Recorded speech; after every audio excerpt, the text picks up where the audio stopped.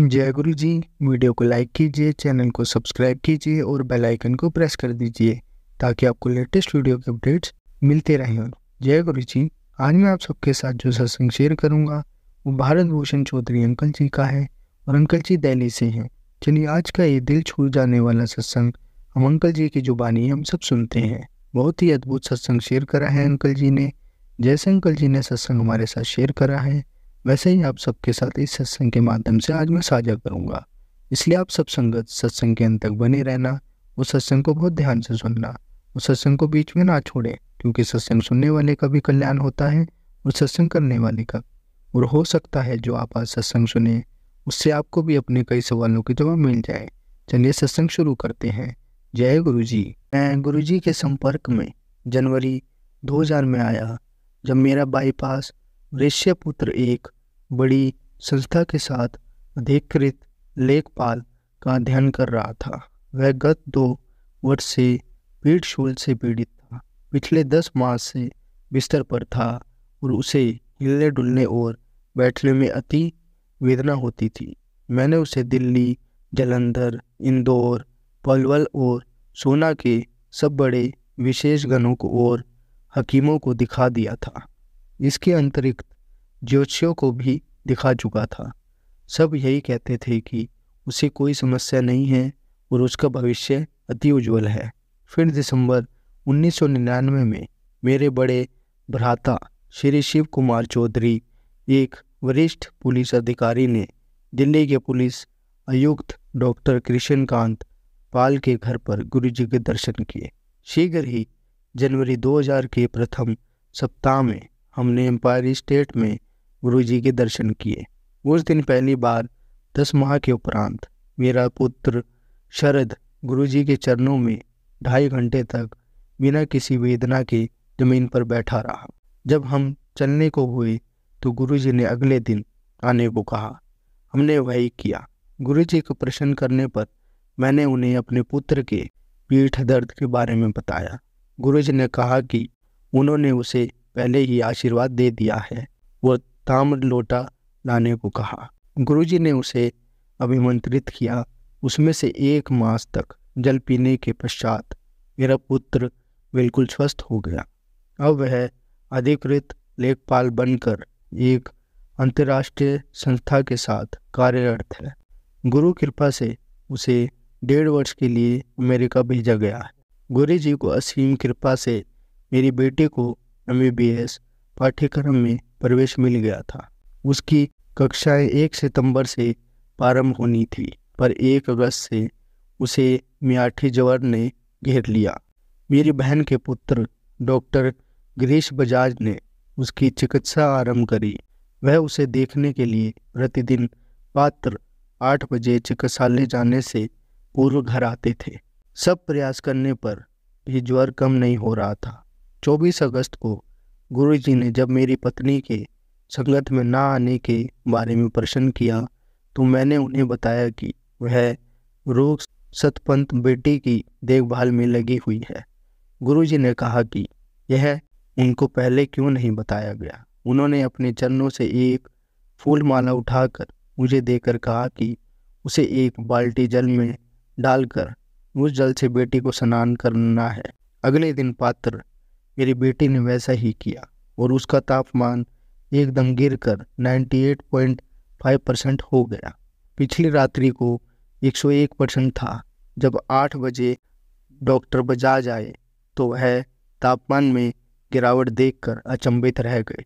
4-5 दिन में मेरी बेटी पूर्णतया स्वस्थ हो गई और उसने विधिवत अपने विद्यालय जाना आरंभ कर दिया। डॉक्टर बजाज इससे इतने प्रभावित हुए कि उन्होंने भी गुरुजी के दर्शन की अभिलाषा करी और उनके भक्त हो गए। मेरा भांजे चिकित्सा विज्ञान के संतानकोत्तर पाठ्यक्रम के लिए अमेरिका जाना चाहता था। अमेरिकी दूतावास भारतीय चिकित्सकों और चिकित्सक विद्यार्थियों को वीज़ा सरलता से नहीं देता था। मैंने गुरुजी से उस पर कृपा करने की विनती करी जिससे वह वहां जाकर अपना स्वप्न साकार कर सके। गुरुजी ने मुझे धड़की लगाई कि आए दिन मैं उनसे अनुग्रह करता रहता हूँ। मैंने उत्तर दिया कि 3 व्यक्ति मन की आशा पूर्ण कर सकते हैं। सर्वप्रथम ईश्वर, जिसे किसी ने नहीं देखा है। दूसरे माता पिता, जो अब इस संसार में नहीं है। और तीसरे गुरुजी, जो अपने आशीर्वाद से सब कुछ कर सकते हैं। केवल वह ही मेरे होश में है। गुरुजी ने कल्याण हो गया कहकर उत्तर दिया और मुझे अपने भांजे को वीज़ा के लिए अमेरिका दूतावास भेजने को कहा। हम चकित रह गए जब अमेरिकी दूतावास में वीज़ा अधिकारी ने उससे अधिक प्रश्न नहीं पूछे। यद्यपि दूसरी अवधेकों में 45 to 50 मिनट तक प्रश्न करने के उपरांत भी वीज़ा मना कर दिया जाता था, उससे सहजता से वीज़ा मिल गया। आज मेरा भांजा अमेरिका में सुखी दाम्पत्य जीवन व्यतीत कर रहा है। एक वरिष्ठ आयकर अधिकारी मेरे साथ गुरुजी के दर्शन के लिए आया करते थे। एक शुक्रवार को गुरुजी ने हमें अगले दिन आने को कहा। उस शनिवार को संध्या को हमने केवल पुरुषों के लिए मदिरा और भोज का आयोजन किया था। उस दिन दोपहर को मैं सोच रहा था कि गुरुजी ने हमें बुलाकर शाम का कार्यक्रम नष्ट कर दिया था। उस दिन रात्रि को 10 बजे लंगर समाप्त होने के पश्चात गुरुजी ने हमें कुछ अन्य अनुयायी के साथ रुकने के लिए कहा। आधा घंटा बाद गुरुजी ने अपने एक वरिष्ठ सीमा शुल्क अधिकारी के घर चलने के लिए कहा, जो अपनी पदोन्नति होने पर दावत कर रहे थे। जब हम उनके घर पहुंचे तो हमें पेय प्रस्तुत किए गए। मैं और मेरे मित्र गुरुजी की उपस्थिति में यह लेने में हिचकिचा रहे थे। तब गुरुजी ने मेरी आंखों में आंखें डालकर कहा कि दोपहर को तो मैं शाम का कार्यक्रम नष्ट होने की बात कर रहा था। अब यहाँ पर मैं प्रसन्नचित होकर जितना चाहूँ पी सकता हूँ। मेरी आंखों में आंसू आ गए। मैं गुरुजी के चरणों में गिर पड़ा और मात्र इतना ही कह पाया कि आप अनंतयामी हो। मेरा वाहन चालक सुरेश धार्मिक प्रवृत्ति का है।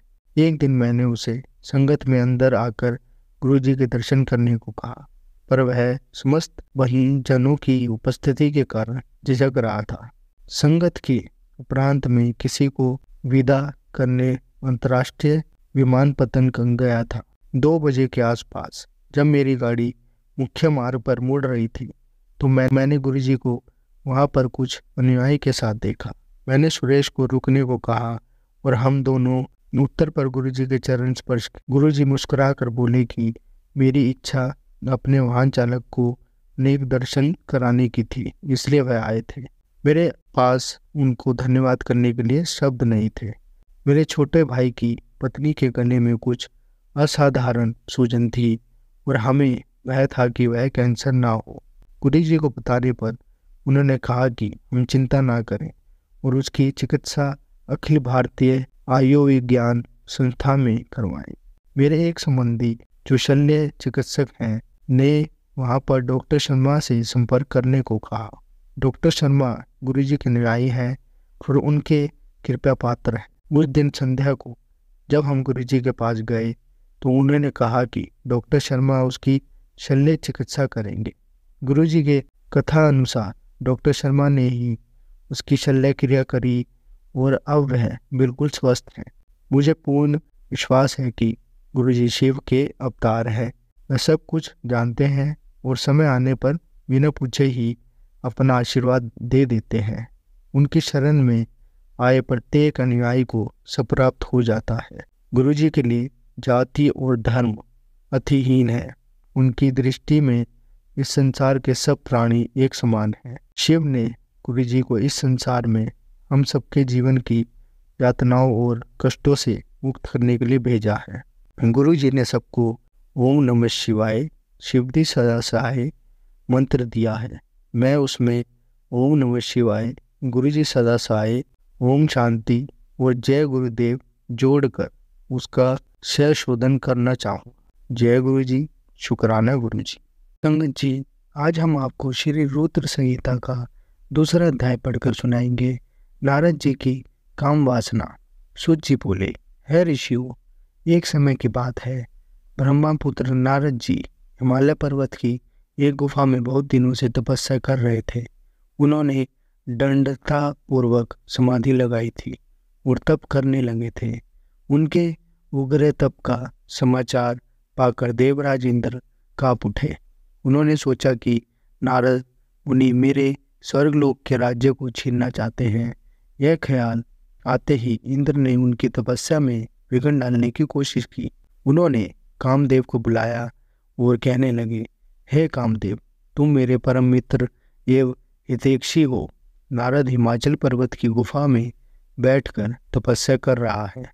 कहीं ऐसा ना हो कि वह वरदान में ब्रह्मा जी से मेरा स्वर्ग का राज्य ही मांग बैठे। अत्यंत तुम वहां जाकर उसका तप भंग कर दो। यह आज्ञा पाकर कामदेव वसंत को साथ ले बड़े गर्व से उस स्थान पर गए और अपनी सारी कलाएं रच डाली। कामदेव और वसंत के बहुत प्रयत्न करने पर भी नारद मुनि के मन में कोई विकार उत्पन्न नहीं हुआ। महादेव जी के अनुग्रह से उन दोनों का गर्व चूर्ण हो गया। ऐसा इसलिए हुआ क्योंकि महादेव जी की कृपा से नारद मुनि पर कामदेव का कोई प्रभाव नहीं पड़ा था।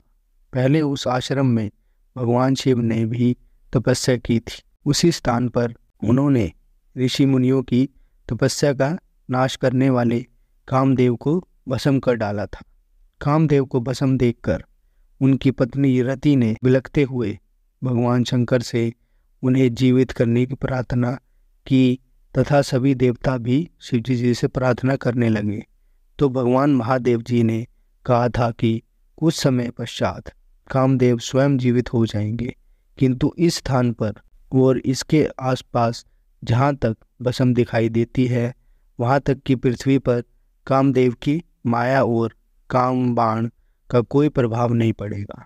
इस प्रकार उस स्थान से कामदेव लज्जित होकर वापस लौट आया।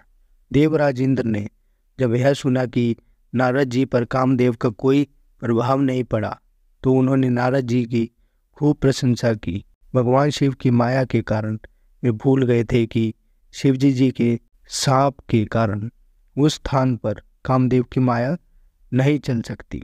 नारद जी भगवान शिव की कृपा से बहुत समय तक तपस्या करते रहे। अपने तप को पूर्ण हुआ समझकर नारद जी उठे तो उन्हें कामदेव पर विजय प्राप्त करने का ध्यान आया।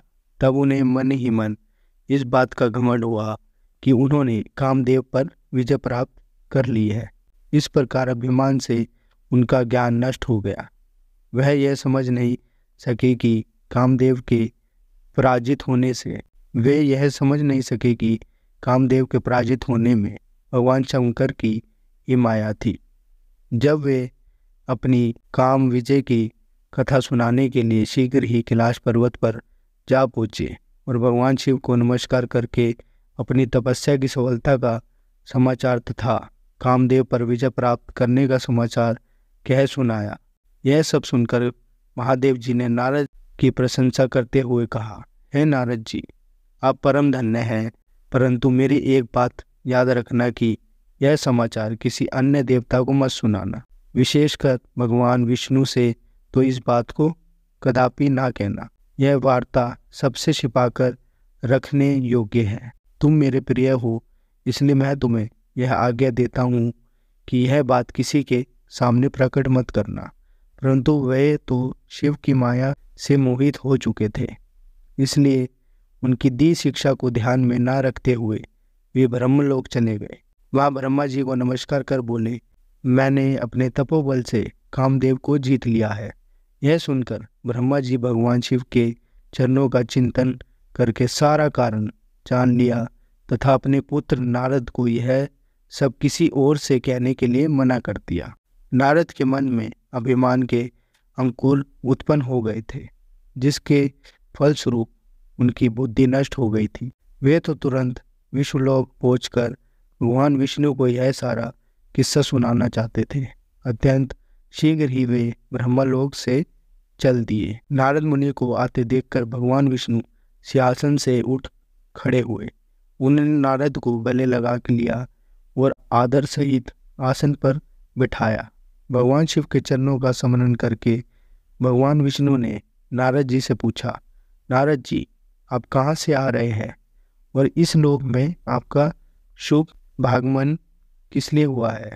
यह सुनकर नारद जी ने अहंकार सहित अपने तप के पूर्ण होने एवं कामदेव पर विजय प्राप्त करने का समस्त हाल उन्हें कह सुनाया। भगवान विष्णु काम के विजय के असली कारण को समझ चुके थे। वे नारद जी से बोले, हे नारद जी, आपकी कीर्ति एवं निर्मल बुद्धि धन्य है। काम, क्रोध एवं लोभ मोह उन मनुष्य को पीड़ित करते हैं जो भक्तिहीन हैं। आप तो ज्ञान वैराग्य से युक्त एवं ब्रह्मचारी हैं, फिर भला यह काम आपका क्या बिगाड़ सकता है? देवरे नारद बोले, हे भगवान, यह सब आपकी कृपा का ही फल है। आपकी कृपा के आगे कामदेव की क्या सामर्थ्य है जो मेरा कुछ बिगाड़ सके? मैं तो सदा ही निर्भय हूँ। इतना कहकर नारद जी विष्णु भगवान को नमस्कार कर वहाँ से चल दिए। संगत जी, आपको श्री रुद्र संहिता का 3रा अध्याय हम कल के सत्संग में पढ़ के सुनाएंगे। जय गुरु जी, शुक्राना गुरु जी। संगत जी, अगर आपको आज का सत्संग अच्छा लगा हो तो आप इस सत्संग को और संगत के साथ जरूर साझा करें, जिससे वो भी महाराज का दिव्य आशीर्वाद प्राप्त कर पाएं। जय गुरु जी, शुक्राना गुरु जी।